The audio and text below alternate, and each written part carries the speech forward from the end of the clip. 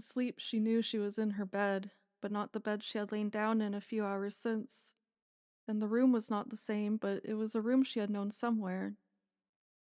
Her heart was a stone lying upon her breast outside of her. Her pulses lagged and paused, and she knew that something strange was going to happen.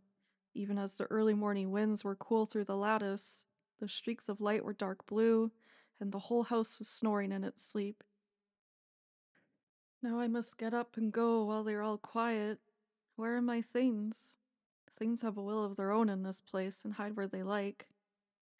Daylight will strike a sudden blow on the roof, startling them all up to their feet. Faces will be asking, "Where are you going? What are you doing? What are you thinking? How do you feel? Why do you say such things? What do you mean?" No more sleep. Where are my boots, and what horse shall I ride? Fiddler or Grayley or Miss Lucy with the long nose and the wicked eye? How I have loved this house in the morning before we were all awake and tangled together like badly cast fishing lines. Too many people have been born here, and have wept too much here, and have laughed too much, and have been too angry and outrageous with each other here. Too many have died in this bed already. There are far too many ancestral bones propped up on the mantelpieces. There have been too damned many antimacassars in this house, she said loudly. And oh, what accumulation of storied dust, never allowed to settle in peace for one moment. And the stranger? Where is that lank greenish stranger I remember, hanging about the place, welcomed by my grandfather, my great aunt, my 5 times removed cousin, my decrepit hound, and my silver kitten? Why did they take to him, I wonder? And where are they now?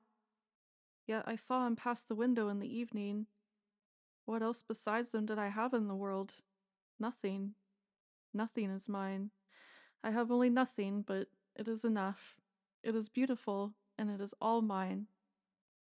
Do I even walk about in my own skin, or is it something I have borrowed to spare my modesty? Now, what horse shall I borrow for this journey I do not mean to take?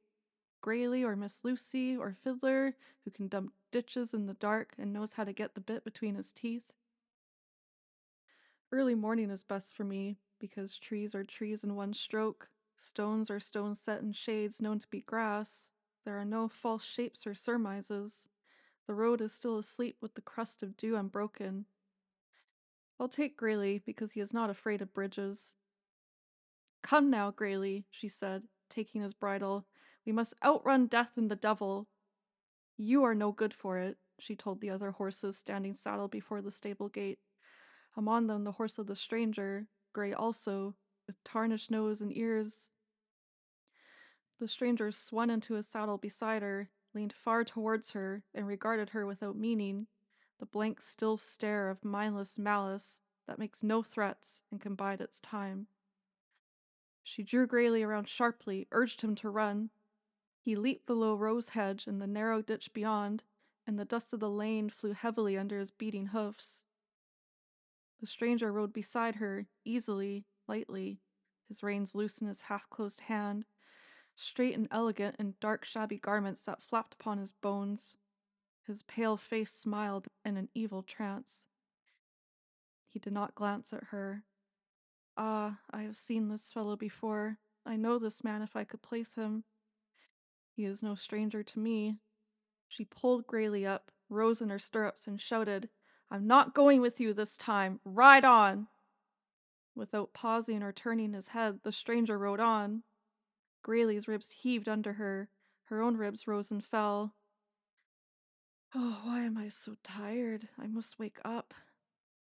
But let me get a fine yawn first, she said, opening her eyes and stretching. A slap of cold water in my face. Or I've been talking in my sleep again. I heard myself, but what was I saying? Slowly, unwillingly, Miranda drew herself up inch by inch out of the pit of sleep, waited in a daze for life to begin again. A single word struck in her mind, a gong of warning, reminding her for the day long what she forgot happily in sleep, and only in sleep. "The war," said the gong, and she shook her head. Dangling her feet idly with their slippers hanging, she was reminded of the way all sorts of persons sat upon her desk at the newspaper office. Every day she found someone there, sitting upon her desk instead of the chair provided, dangling his legs, eyes roving, full of his important affairs, waiting to pounce about something or other. Why won't they sit in the chair? Should I put a sign on it saying, "For God's sake, sit here"? Far from putting up a sign, she did not even frown at her visitors. Usually she did not notice them at all until their determination to be seen was greater than her determination not to see them. Saturday, she thought, lying comfortably in her tub of hot water, will be payday, as always, or I hope always. Her thoughts roved hazily in a continual effort to bring together and unite firmly the disturbing oppositions in her day-to-day existence, where survival, she could see clearly, had become a series of feats of sleight of hand. Let me see. I wish I had pencil and paper. Well, suppose I did pay $5 now on a Liberty bond. I couldn't possibly keep it up. Or maybe $18 a week. So much for rent, so much for food, and I mean to have a few things besides. About $5 worth will leave me 27 cents. I suppose I can make it. I suppose I should be worried. I am worried. Very well, now I am worried, and what next? 27 cents. That's not so bad. Pure profit, really. Imagine if they suddenly raised me to 20. I should then have $2.27 left over. But they aren't going to raise me to 20. They are in fact going to throw me out if I don't buy a Liberty bond. I hardly believe that. I'll ask Bill. Bill was the city editor. I wonder if a threat like that isn't a kind of blackmail. I don't believe even a less committeeman can get away with that. Yesterday there had been 2 pairs of legs dangling on either side of her typewriter, both pairs stuffed thickly into funnels of dark, expensive-looking material. She noticed at a distance that one of them was oldish and one was youngish, and they both of them had a stale air of borrowed importance, which apparently they had got from the same source. They were both much too well nourished, and the younger one wore a square little mustache. Being what they were, no matter what their business was, it would be something unpleasant. Miranda had nodded at them, pulled out her chair, and, without removing her cap or gloves, had reached into the pile of letters and sheets from the copy desk, as if she had not a moment to spare. They did not move or take off their hats. At last she had said "Good morning" to them, and asked if they were, perhaps, waiting for her. The 2 men slid off the desk, leaving some of her papers rumpled, and the oldish man had inquired why she had not bought a Liberty bond. Miranda had looked at him then, and got a poor impression.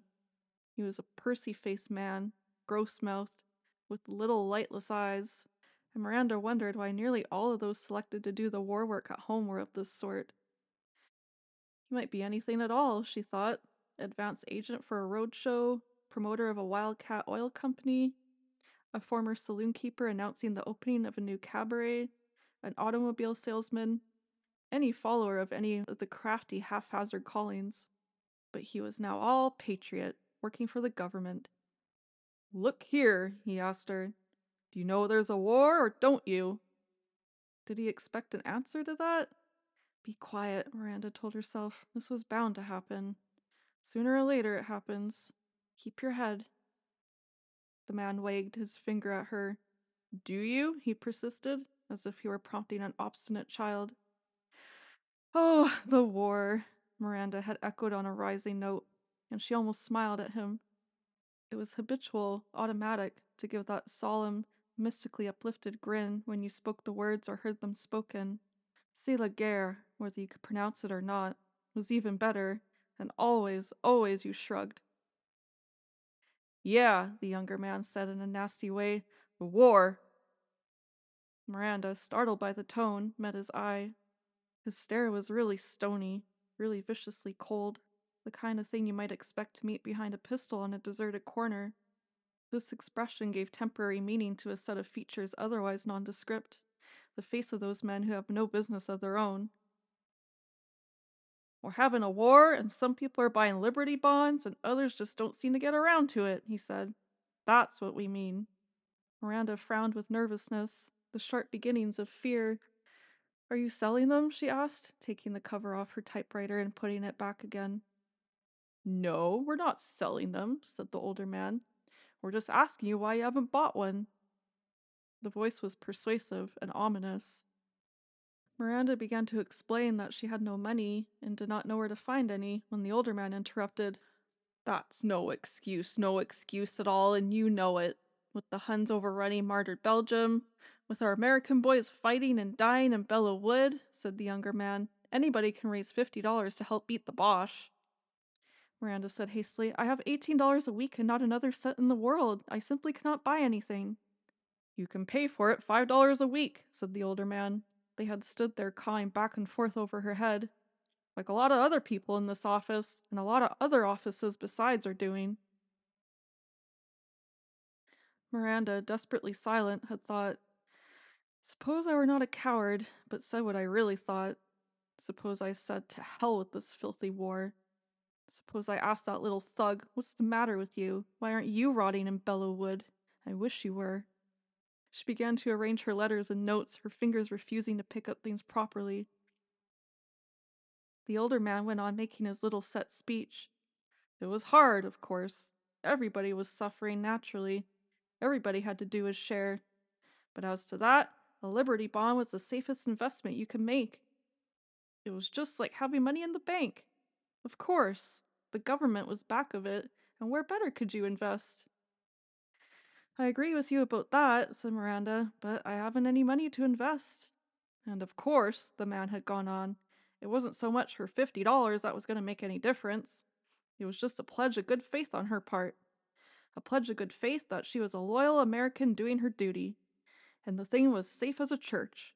Why, if he had $1 million, he'd be glad to put every last cent of it into these bonds. You can't lose by it, he said, almost benevolently, and you can lose a lot if you don't. Think it over. You're the only one in this whole newspaper office that hasn't come in, and every firm in the city has come in 100%.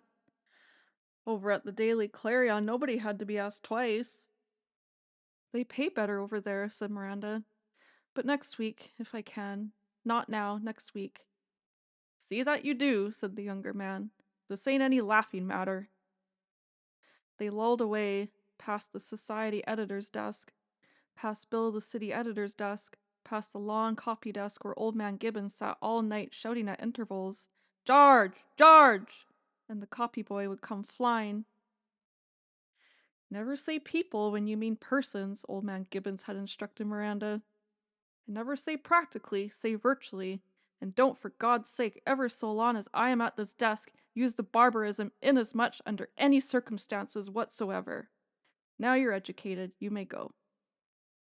At the head of the stairs, her inquisitors had stopped in their fussy pride and vainglory, lighting cigars and wedging their hats more firmly over their eyes. Miranda turned over in the soothing water and wished she might fall asleep there, to wake up only when it was time to sleep again. She had a burning, slow headache, and noticed it now, remembering she had waked up with it, and it had in fact begun the evening before.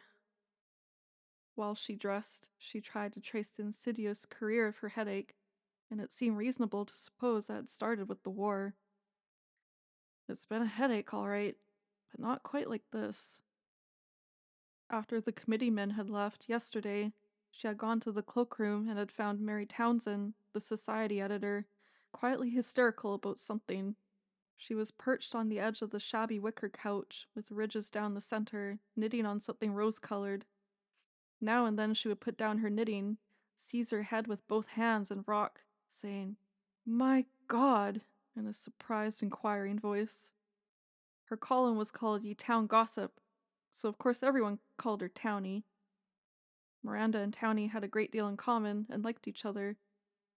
They had both been real reporters once, and had been sent together to cover a scandalous elopement in which no marriage had taken place, after all, and the recaptured girl, her face swollen, had sat with her mother, who was moaning steadily under a mound of blankets. They had both wept painfully and implored the young reporters to suppress the worst of the story. They had suppressed it, and the rival newspaper printed it all the next day.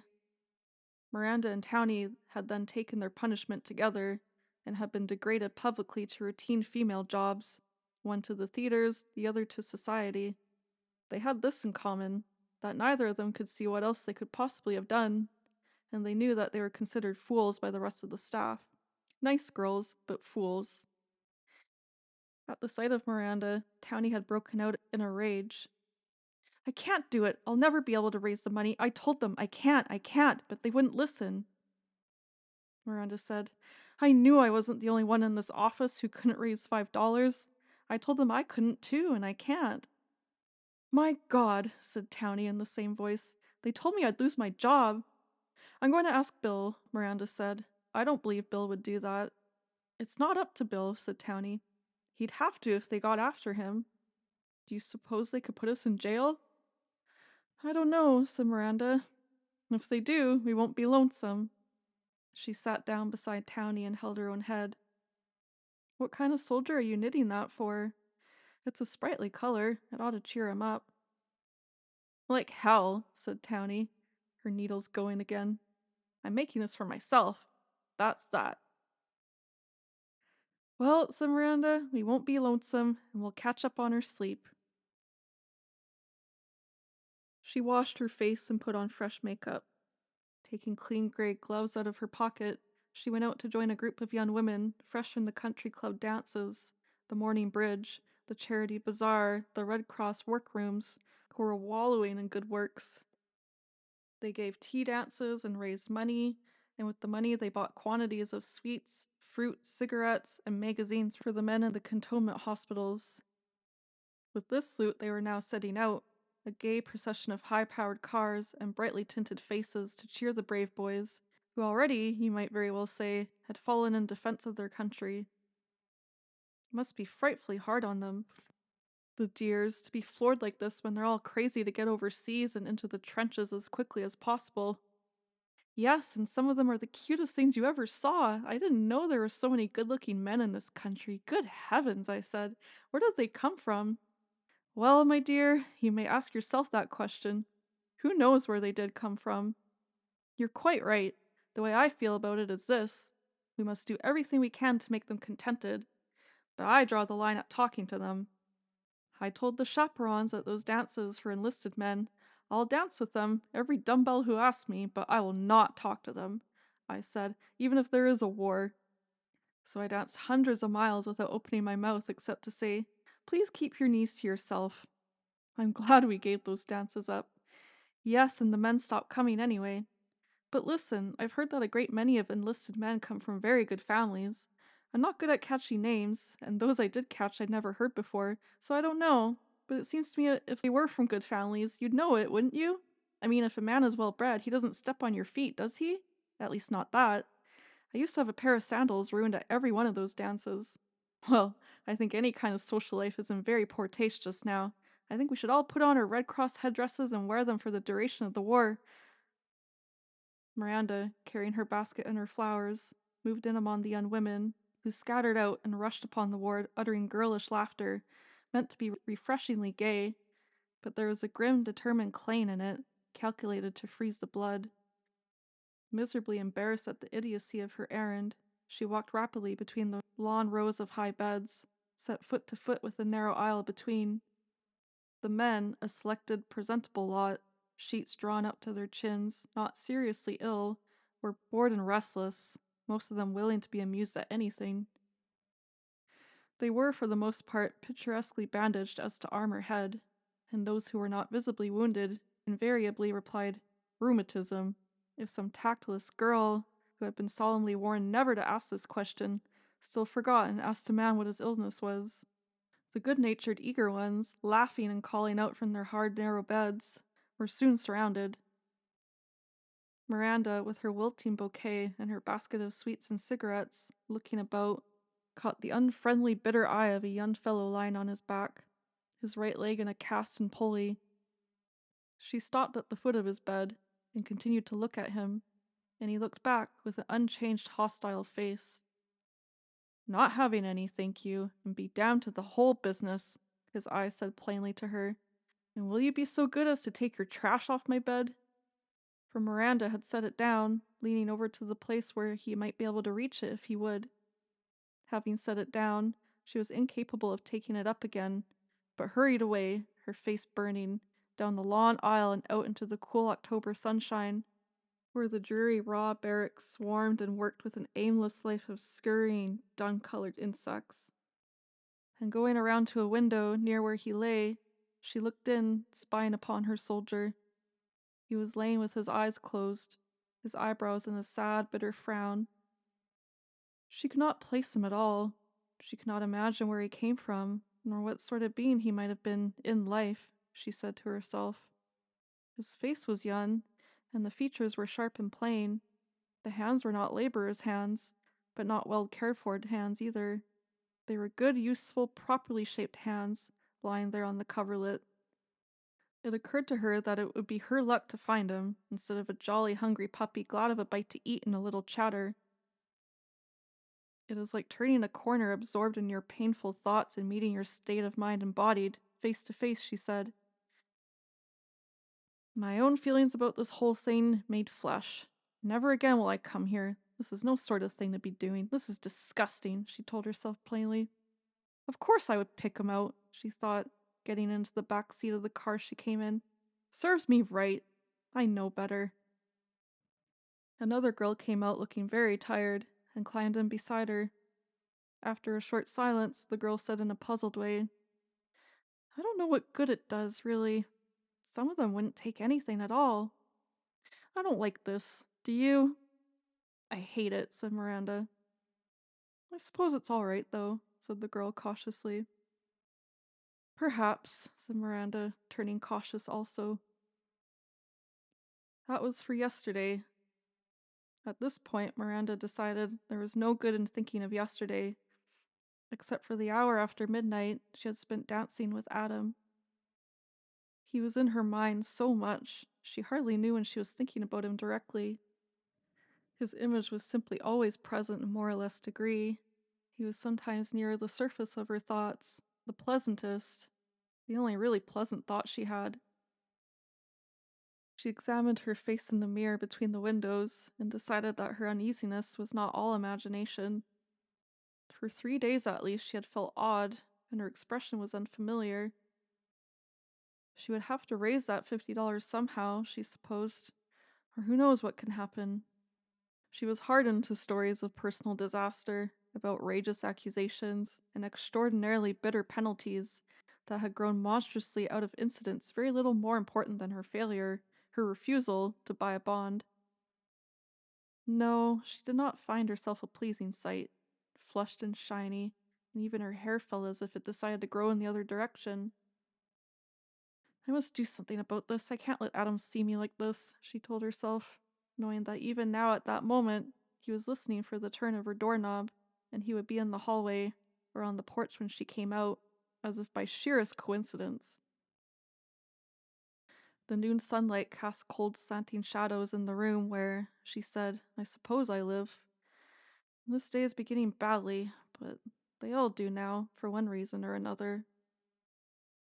In a drowse, she sprayed perfume on her hair, pulled on her moleskin cap and jacket, now in their second winter, but still good, still nice to wear, again being glad she had paid a frightening price for them. She had enjoyed them all this time, and in no case would she have had the money now. Maybe she could manage for that bond. She could not find the lock without leaning to search for it, then stood undecided a moment, possessed by the notion that she had forgotten something she would miss seriously later on. Adam was in the hallway, a step outside his own door. He swung about as if quite startled to see her, and said, Hello! I don't have to go back to camp today after all, isn't that luck? Miranda smiled at him gaily, because she was always delighted at the sight of him. He was wearing his new uniform, and he was all olive and tan and tawny, hay-colored and sand-colored from hair to boots. She half noticed again that he always began by smiling at her, that his smile faded gradually, that his eyes became fixed and thoughtful, as if he were reading in a poor light. They walked out together into the fine fall day, scuffling bright ragged leaves under their feet, turning their faces out to a generous sky, really blue and spotless. At the first corner, they waited for a funeral to pass, the mourners seated straight and firm, as if proud in their sorrow. I imagine I'm late, said Miranda, as usual. What time is it? Nearly 1:30, he said, slipping back his sleeve, with an exaggerated thrust of his arm upward. The young soldiers were still self-conscious about their wristwatches. Such of them as Miranda knew were boys from southern and southwestern towns, far off the Atlantic seaboard, and they had always believed that only sissies wore wristwatches. I'll slap you on the wristwatch, one vaudeville comedian would simper to another, and it was always a good joke, never stale. I think it's the most sensible way to carry a watch, said Miranda. You needn't blush. I'm nearly used to it, said Adam, who was from Texas. We've been told time and again how all the he-manly regular army men wear them. It's the horrors of war, he said. Are we downhearted? I'll say we are. It was the kind of patter going the rounds. You look it, said Miranda. He was tall and heavily muscled in the shoulders, narrow in the waist and flanks, and he was infinitely buttoned, strapped, harnessed into a uniform as tough and unyielding in cut as a straitjacket, though the cloth was fine and supple. He had his uniforms made by the best tailor he could find, he confided to Miranda one day when she told him how squished he was looking in his new soldier suit. Hard enough to make anything of the outfit anyhow, he told her. It's the least I can do for my beloved country, not to go around looking like a tramp. He was 24 years old and a second lieutenant in the engineer corps, on leave because his outfit expected to be sent over shortly. Came in to make my will, he told Miranda, and get a supply of toothbrushes and razor blades. By what gorgeous luck do you suppose, he asked her, I happened to pick on your rooming house? How did I know you were there? Strolling, keeping step, his stout, polished, well-made boots setting themselves down firmly beside her thin-soled black suede, they put off as long as they could the end of their moment together, and they kept up as well as they could in their small talk, that flew back and forth over little grooves worn in the thin upper surface of the brain, things you could say and hear clink reassuringly at once without disturbing the radiance which played and darted about the simple and lovely miracle of being two persons named Adam and Miranda, 24 years old each, alive and on the earth at the same moment. Are you in the mood for dancing, Miranda? And I'm always in the mood for dancing, Adam. But there were things in the way. The day that ended with dancing was a long way to go. He really did look, Miranda thought, like a fine, healthy apple this morning. One time or another in their talking, he had boasted that he had never had a pain in his life, that he could remember. Instead of being horrified at this monster, she approved his monstrous uniqueness. As for herself, she had too many pains to mention, so she did not mention them. After working for 3 years on a morning newspaper, she had an illusion of maturity and experience. But it was fatigue merely, she decided, from keeping what she had been brought up to believe were unnatural hours, eating casually at dirty little restaurants, drinking bad coffee all night, and smoking too much. When she said something of her way of living to Adam, he studied her face a few seconds, as if he had never seen it before, and said in a forthright way, Why, it hasn't hurt you a bit. I think you're beautiful. And left her dangling there, wondering if he had thought she wished to be praised. She did wish to be praised, but not at that moment. Adam kept unwholesome hours too, or had in the 10 days they had known each other, staying awake until 1 o'clock to take her out for supper.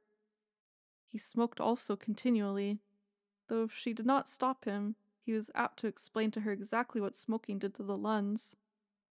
But, he said, does it matter so much if you're going to war anyway? No, said Miranda, and it matters even less if you're staying at home knitting socks. Give me a cigarette, will you? They paused at another corner, under a half-foliaged maple, and hardly glanced at a funeral procession approaching. His eyes were pale tan with orange flecks in them, and his hair was the color of a haystack when you turned the weathered top back to the clear straw beneath. He fished out his cigarette case and snapped his silver lighter at her, snapped it several times in his own face, and they moved on, smoking. I can see you knitting socks, he said. That would be just your speed. You know perfectly well you can't knit. I do worse, she said soberly. I write pieces advising other young women to knit and roll bandages and do without sugar and help win the war. Oh, well, said Adam, with the easy masculine morals and such questions. That's merely your job. That doesn't count. I wonder, said Miranda, how did you manage to get an extension of leave? They just gave it, said Adam, for no reason. The men are dying like flies out there anyway. This funny new disease simply knocks you into a cocked hat.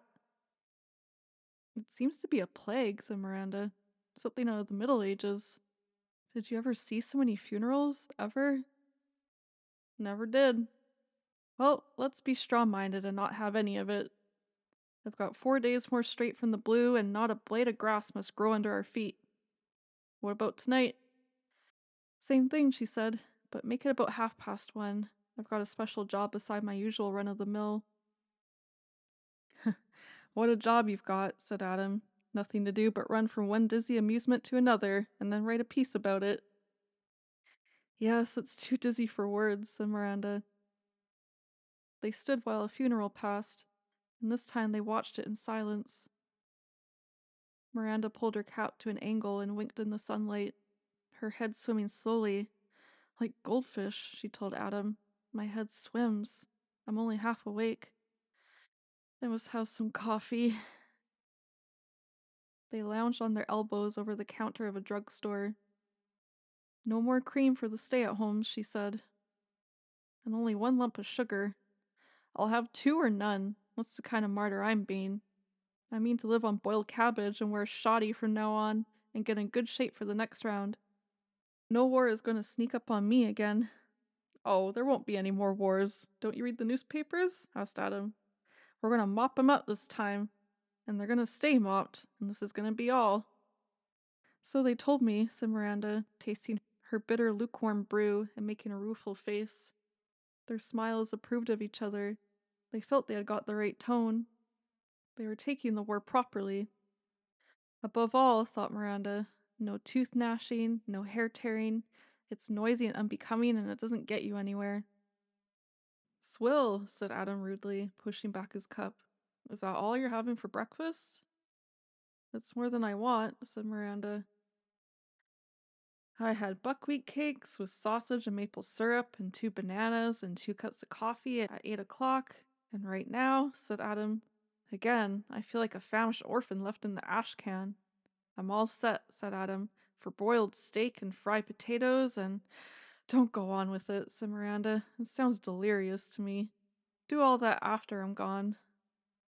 She slipped from the high seat, leaned against it slightly, glanced at her face in her round mirror, rubbed rouge on her lips, and decided that she was past praying for. There's something terribly wrong, she told Adam. I feel too rotten. It can't just be the weather and the war. The weather's perfect, said Adam, and the war is simply too good to be true. But since when? You were all right yesterday. I don't know, she said slowly, her voice sounding small and thin. They stopped as always at the open door before the flight of littered steps leading out to the newspaper loft. Miranda listened for a moment to the rattle of typewriters above, the steady rumble of presses below. I wish we were going to spend the whole afternoon on a park bench, she said, or drive to the mountains. I do too, he said.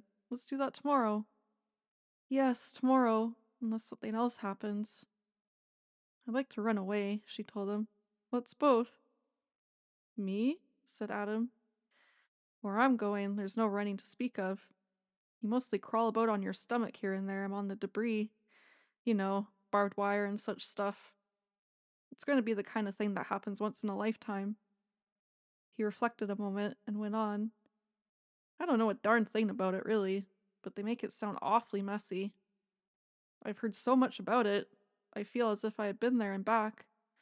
It's going to be an anticlimax, he said, like seeing pictures of a place so often you don't see it at all when you actually get there. Seems like I've been in the army all my life. 6 months, he meant. Eternity. He looked so clear and fresh, and he had never had a pain in his life. She had seen them when they had been there and back, and they never looked like this again. Already the returned hero, she said, and don't I wish she were.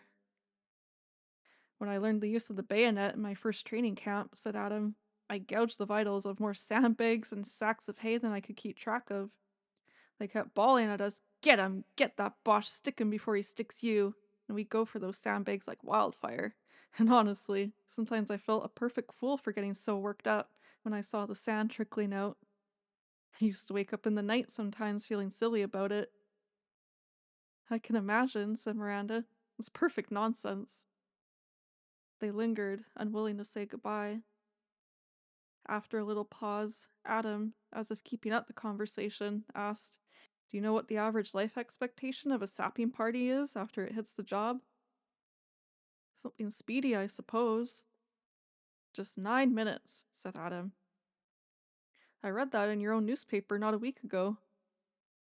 Make it 10 and I'll come along, said Miranda. Not another second, said Adam. Exactly 9 minutes. Take it or leave it. Stop bragging, said Miranda. Who figured that out? A non-combatant, said Adam. A fellow with rickets. This seemed very comic. They laughed and leaned towards each other, and Miranda heard herself being a little shrill.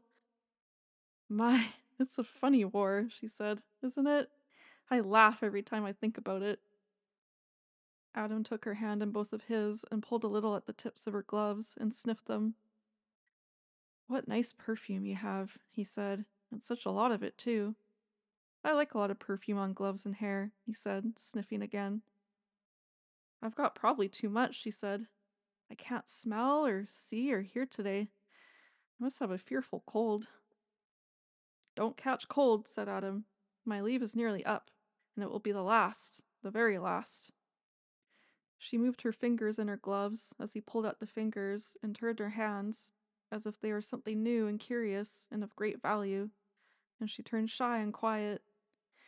She liked him, and there was more than this, but it was no good even imagining, because he was not for her, nor for any woman, being beyond experience already, committed, without any knowledge or act of his own, to death. She took back her hands. Goodbye, she said finally, until tonight. She ran upstairs and looked back from the top. He was still watching her and raised his hand without smiling. Miranda hardly ever saw anyone look back after she had said goodbye. She could not help turning sometimes for one glimpse more of the person she had been talking with, as if that would save too rude and too sudden a snapping of even the lightest bond.